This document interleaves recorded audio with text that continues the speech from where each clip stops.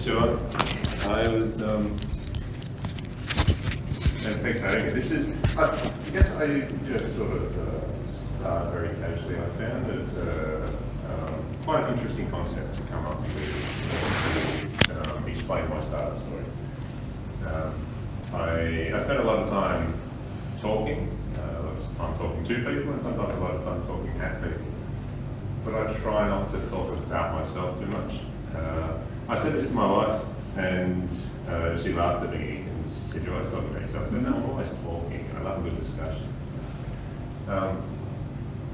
I did, find it a little bit challenging to come up with or to think about what I wanted to say and come up with something.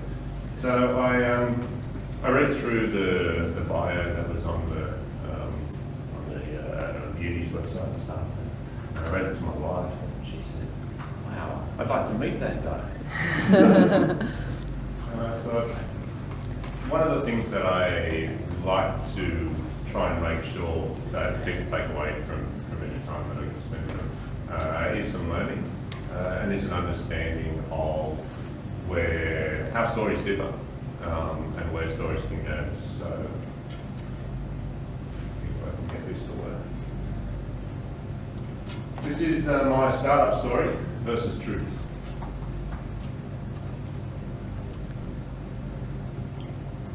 Maybe double click for everything. Quick disclaimer, everything in my views. I've worked for some companies, some public companies, and you might have heard of some of them. You may try and draw some conclusions about anything that I'm saying. Please don't. They are my opinions and my views only. Firstly, so we built REFFIND working from Stanton Library. It's absolutely true. It's part of our story. Is that Stanton Library in North Sydney? In Sydney? This is Stanton Library in North Sydney, not Stanton Library in the Orange County. So while the story is true, there's more to the story as well. REFFIND, we IPO'd at 20 cents. In 4 months, went to $1.96. This is part of the story, this is true.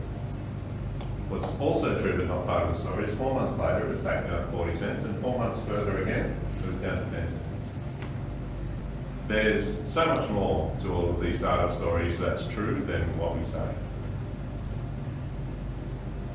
One of the things that every startup's searching for is product market fit. And there's an expectation or a belief that going around that if you're selling your product, you have product market fit. And while there's some truth in that, there's what selling your product really means is that you've understood the problem, you can communicate the problem, and you can communicate a solution to it. So selling the product equals product market fit, partly. But customer attrition means it's definitely not product market fit. So if you can sell your product, that's awesome. And there's some understanding. But if you're losing customers hand over fist, it means you haven't got product.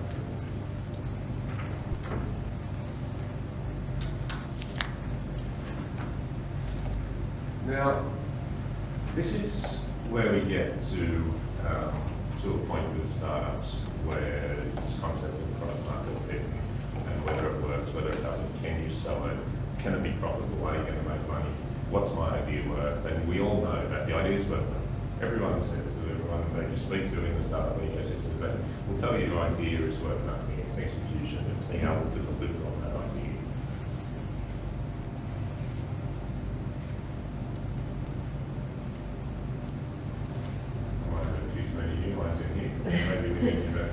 Maybe bring this closer to you.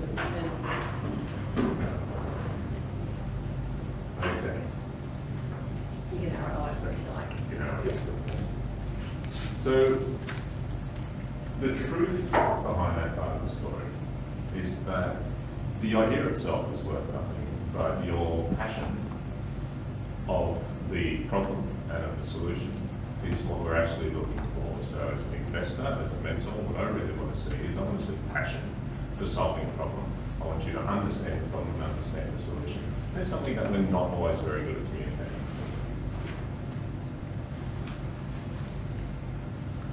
Our mistakes cause failure. We know that 90% of startups fail, and often quoted 90% in the first 12 months fail. And if you speak to founders, speak to experienced founders, I'll tell you that they make lots of mistakes. Now, the mistake itself isn't the cause of the failure.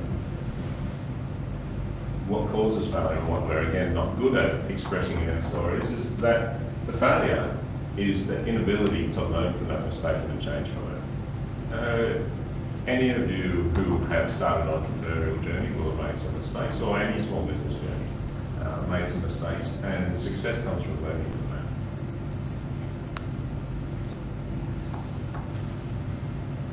Now, the 5 P's of success. What is it? Michelle, you know this.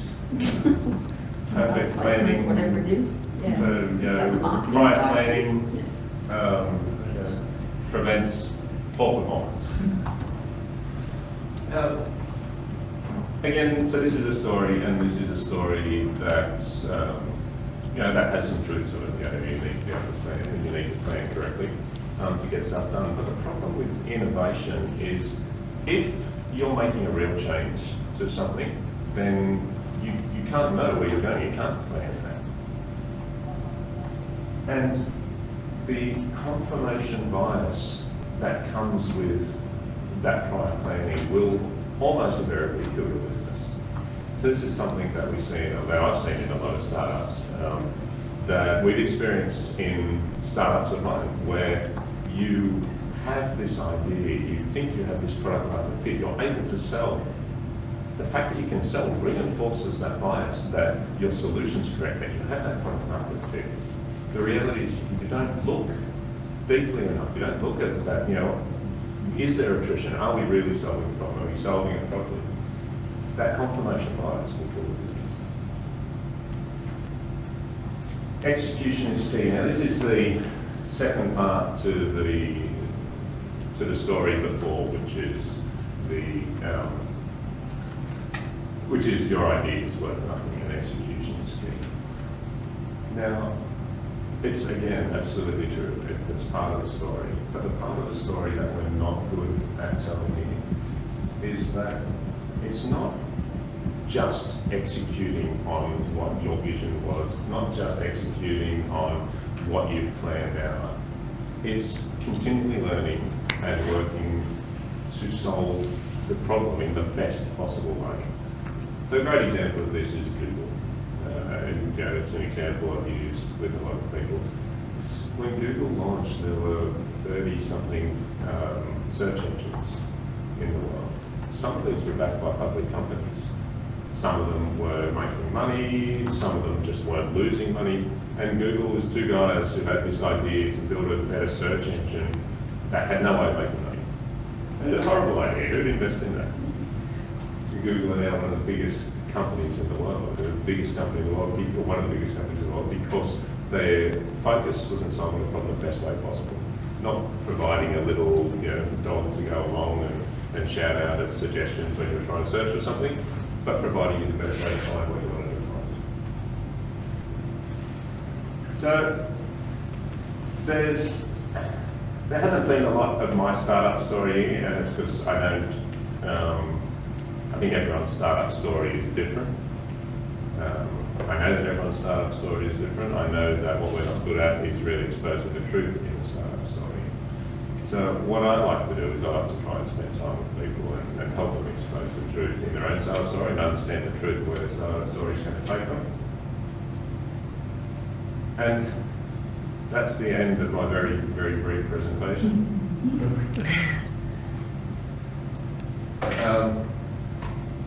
If there's any questions, any thoughts?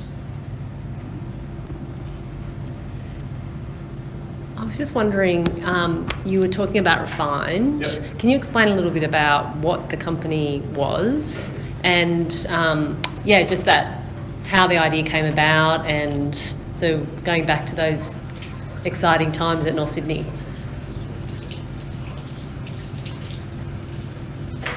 So REFFIND was initially, REFFIND was a website called NoRecruiters.com, I think is what we called it. And like a lot of businesses, we had, so at the time, I was working for a digital agency in Sydney. And I joined this agency because they had a product that they were trying to take to market. This had nothing to do with their recruiters. So we built out this product and we won some awards for it and launched quite a successful beta and then ran out of money. So we went back to agency work, and one of the challenges there was always growing the team, hiring people. So no recruiters was our way of getting around the recruiter problem that we saw within our business, where we had some great hires, but the great hires that typically not come from recruiters. We had hires that had come from recruiters, and they had not uncommonly not worked out. And you know, our bias from within the business is that the best candidate for a recruiter, and apologies to any recruiters here, the best candidate for a recruiter was a candidate that lasted 3 months and 1 day. Because that was a candidate you could place into another job. And as a business, that's not what we wanted. So we had no recruiters. This is what we wanted to do. We built out this concept for matching. We decided that the best thing for us was to be able to match candidates and companies at a culture level. Skills to skills, but the culture match was what was important to us, particularly in agency life. If anyone's worked for a media agency, marketing agency, any sort of digital agency, you'll know that the culture is a massive part of the team and help make a team. So that was what we decided we were going to do. So we went to two of us went to a mutual acquaintance of ours. We said, this is what we want to do. We're going to turn this into something quite substantial. Here's our prototype. We're going to raise some money. We'd like you to invest. And he said, better than that, let's take this idea. We'll all go raise some money. We'll create a digital forward. So basically, it was an accelerator to turn ideas and democratise entrepreneurship was our goal. So by that we meant that there were people with plenty of ideas, plenty of experience, who didn't necessarily have the desire or the gumption to be entrepreneurs.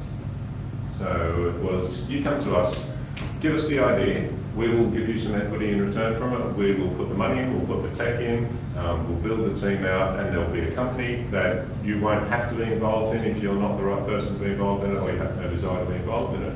A company that you'll have some ownership of, that will be out there. So that was Digital Forward. REFFIND was the first company that we put through that process, and that was the internal idea of ours. So we spent time working, as I say, at North Sydney Library, and also at the pub just near it. The rag. There's the truth. That shouldn't be a surprise though. And there was actually one afternoon at the pub, we were in, I think, on the veranda outside of one of the sort of conference room things they've got there, or event rooms. And we were pushing through this idea of making this culture fit, of what parts were important in making culture fit. Like, you know, can you ask questions like, are you a jeans or a suit person? Or, you know, what can we learn from, are you a cat or a dog person? These sorts of things. And how much of a culture fit can we determine from that being bags or cubicles? And we realised, all three of us, that the best hires that any of us have made were always referrals. It didn't matter how good the job ad was, it didn't matter how good the recruiter was, or how many candidates were there. The best hires were always that personal connection. And it occurred to us that we can make these algorithmic decisions, but ultimately there's a much better computer inside the brains of everyone who's connected to you. And in terms of making a recommendation for which engineer or which marketer or which HR person is the best person to join you, your friends, your family and your colleagues are the best people to do that. So that's what we built then. That's what REFFIND became. REFFIND became a way to supercharge that referral process. And initially it was small to medium businesses. Horrible idea.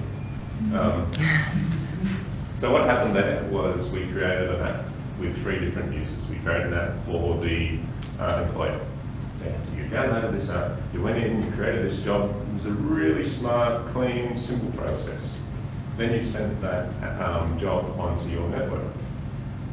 So then your network got this email or SMS, and they had to download the app. So they downloaded the app and they saw this job referral, or this job asking for a referral with a reward, a monetary reward attached to it.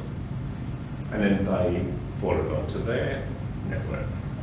And then their network had to download the app and say, yes, I'm interested. So 3 different users were trying to get on board to this app. And we'd spent all this time and money building out this thing that we thought was awesome. And we sent it out to our network because we were actually trying to hire people at the time. Sent it out to the network, and I think it was of the 100 people that we sent it out to, I think 10 downloaded it. Of those 10, I think it might have been 8 then referred people. It was quite a high number of people that referred it once we got over the line. And from the 8 who referred it, there was, I think, 2 people that downloaded it from the applicant and the candidate's perspective. So we realised at this point that our whole concept was largely flawed. We could go to businesses and sell the idea that referrals were awesome and that this app was the way to solve it, but ultimately it was such a challenge to get people on board that the whole idea fell over. Luckily at that time we had another person on board who, Brent Pearson. Brent's quite experienced in HR and HR tech. He's now running Handwater and doing really, really well. Many of you have seen that. If you run medium to large teams, Handwater is a great way to onboard your new employees. And Brent said to us, there's just massive problem, but it's still a massive space and a massive problem for enterprises. Now, enterprises have employee referral programs already. You don't need to worry about, they've also got employees, so you don't need to worry about the second step. In fact, you don't even need to get people on board for the first step because they've got jobs. So you don't need to get the employers on board because they've got jobs already in screen. You don't need to get the referrals on board in the same way because they've got employees. So getting out to that middle person who's really the distributor of the network is much simpler. And you certainly don't need your candidates on board because they've already got ATSs, applicant tracking systems, and they've got job advertisements. So it became a very different solution to the same problem. And REFFIND then did really very well. We were able to go to companies, to sort of medium and large enterprises, sell this problem and this solution to them. They knew it was a problem, they knew there was a solution. Their referral programs just weren't particularly successful.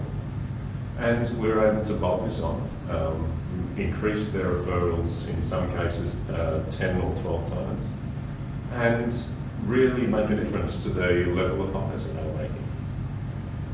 One of the challenges was applicant tracking systems are big, closed beasts by incumbents. So the biggest is Oracle, Taleo.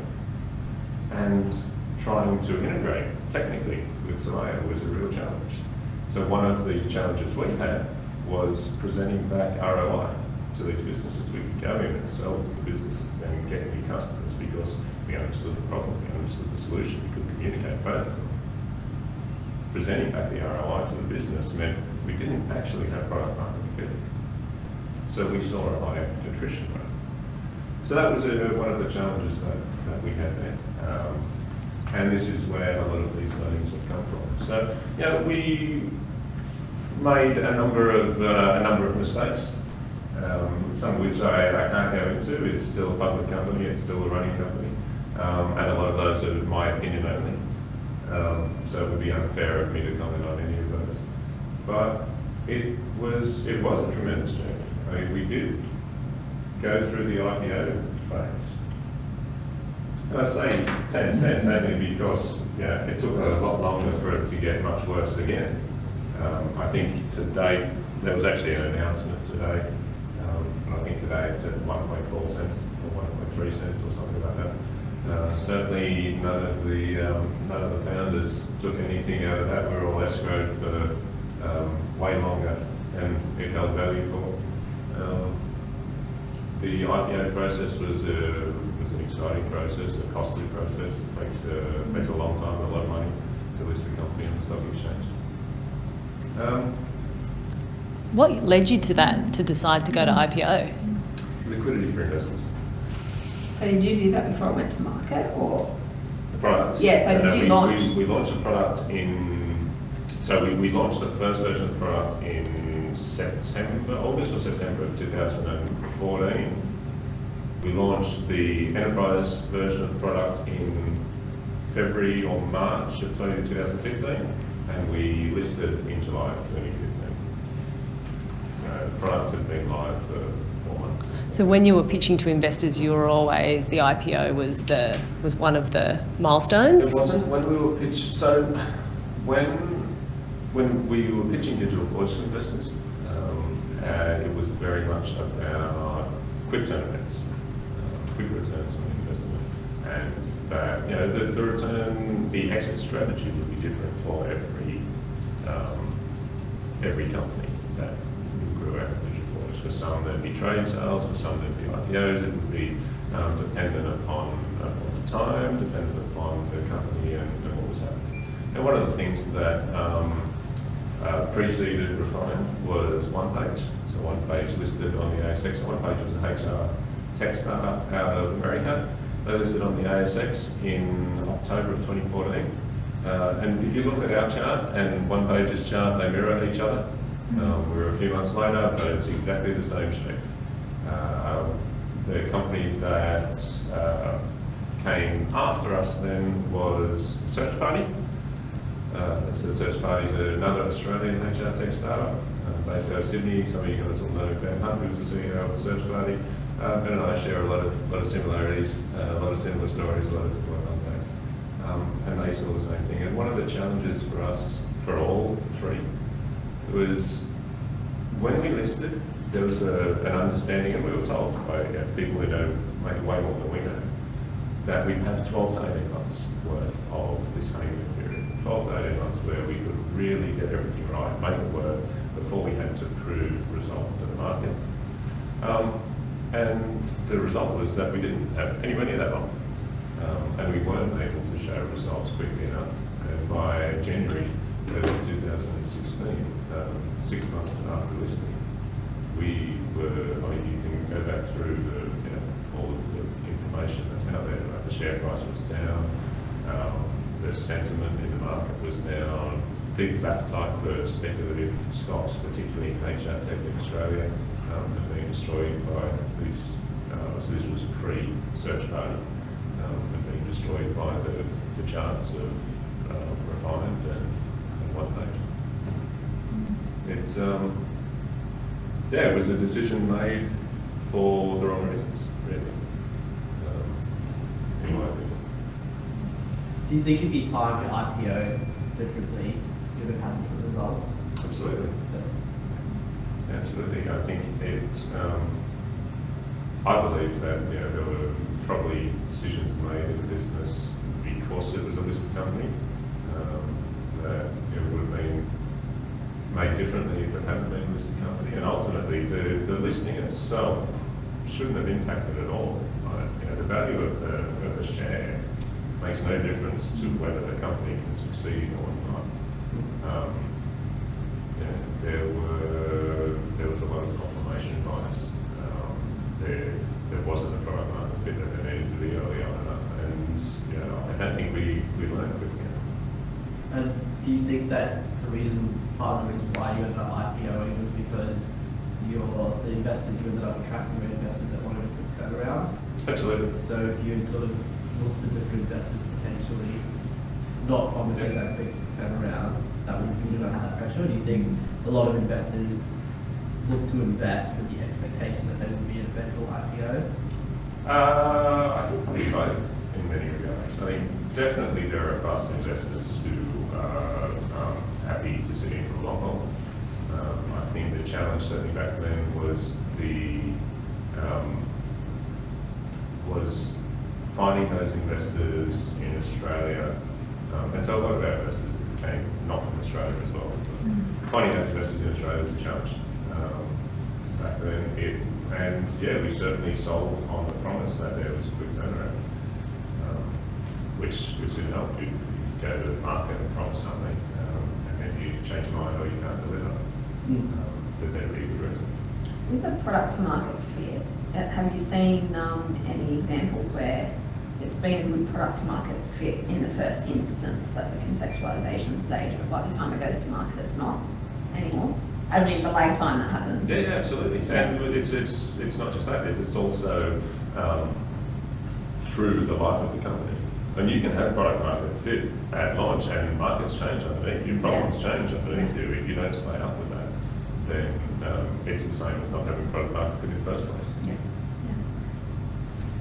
So it's product market fit is not it's not a state, it's not like Buddha achieving this state where once he's achieved enlightenment, once we've got product market fit, everything's good and we can sit there and meditate and the glow comes from everybody.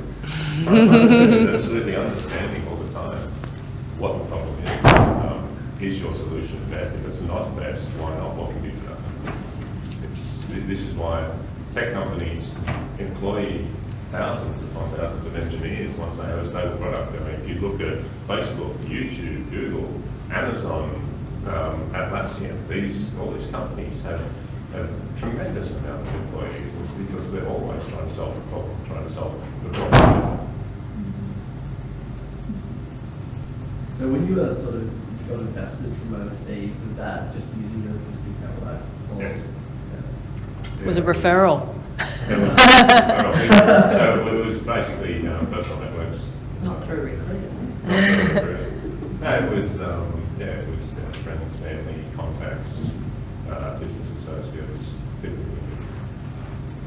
And at the stage of, or through, I guess at the stage of IPO, was it only a purely Australian focused market, or were you already, did you already have customers that were overseas as well? So when we IPO'd, we had 4 customers, I think it was. Maybe, might have been a few more. Timings. 4 customers. So, yeah. Large? Very Yeah. large. Yeah, big. So I think our first, from memory, and I could be very wrong on these, from memory, our first 4 customers were Coles, A&P, Qantas. So the first few were all Australian. And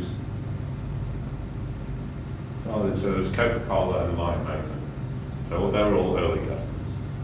So they're all large enterprises. We, within the first few months, we signed a partnership arrangement with Randstad. We had connections and agreements with Talent 2, I think.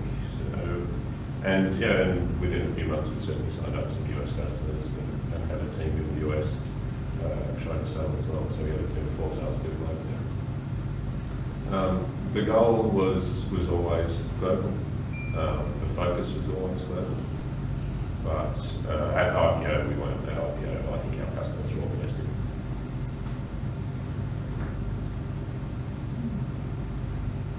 What are you doing now? You also set up another business and you're moving to venture capitalism yourself? Yes. So now I spend a lot of time helping advising and investing startups. Working on trying to change the VC model. So I identified some problems in how I believe venture capital works for the Australian market in particular. What are those? So partly it's that by and large, Australian investors are still, there's a few problems, but partly that the existing Australian investors largely are risk averse. And there's a growing trend where there's a class of Australian investors who aren't risk averse, but typically they come from ex-founders, people who have been entrepreneurial, have had startups, have made some money out of that. Now, up until recently, we haven't had a large group of those. And those who we have had, if we look at the Atlassian, for example, look at, Mike Cannon-Brooks and Scott Parker, they make so much money and they're still running their business. They can't invest that themselves in the startup. So that, they now have family offices that run that, run their investment portfolio. But there's still a lot of Australian investors, a lot of money out there where that is still too risk averse when you're buying it. A lot of people who would rather invest in bricks and mortar or mining or property or whatever they happen to invest in and make their money in the first instance. Now, I see a way to reduce the risk for them and to also provide them with a quicker option for liquidity without going down the public IPO route. So I'm quite happy to speak to anyone that wants to speak about XYZ and what we're trying to do and what the concept is and how we get there. But there's... Is your focus on the investor or the startup? Or are you marrying the two? Both. So our focus... So I think we, as entrepreneurs and as investors, I think we generally understand the problems that startups have quite well. What we're not always great at understanding is the problem that exists in ecosystems. So one of the challenges, for instance, is for advisors and people that provide support services for startups. It's very hard to extract the value that you should be extracting from a startup that has the money. So if you're providing support and advice to a startup, most of us do this for free. And we do it for free because we can, because we want to help. But it doesn't necessarily help the startup because that free transaction then generally doesn't contain with it any real relationship, or it doesn't come contained with any real relationship. So what will happen frequently is the advisor then gets a gig, has to go somewhere else, or they have a cash flow issue and they need to go and get some work, and they're not available for the startup. And we see a lot of businesses doing similar things, either providing discounted rates or more frequently taking equity stakes in businesses where they're in startups that are helping. Now, an equity stake can be advantageous in the future, but we know that 90% of them are going to fail. Do you really want to take an equity stake in a business? It means that then you have to believe in that business as well as providing your services. So I might be a web shop or a web design shop. I'm going to build a website. If I was going to take an equity stake in your business, I want to know that your business is going to succeed. So the question is, how can we provide value to the ecosystem and how can we grow value within the ecosystem without having to only back winners? Because the tremendous ideas and innovation doesn't just come from people who are going to win. It comes from the ecosystem as a whole. The benefit of Silicon Valley is everyone there is really pushing for the next biggest thing in the world to come from Silicon Valley. Once an ecosystem starts driving itself forward, that's tremendously powerful. So our focus is not just on investors, not just on startups, but on growing the value of the ecosystem.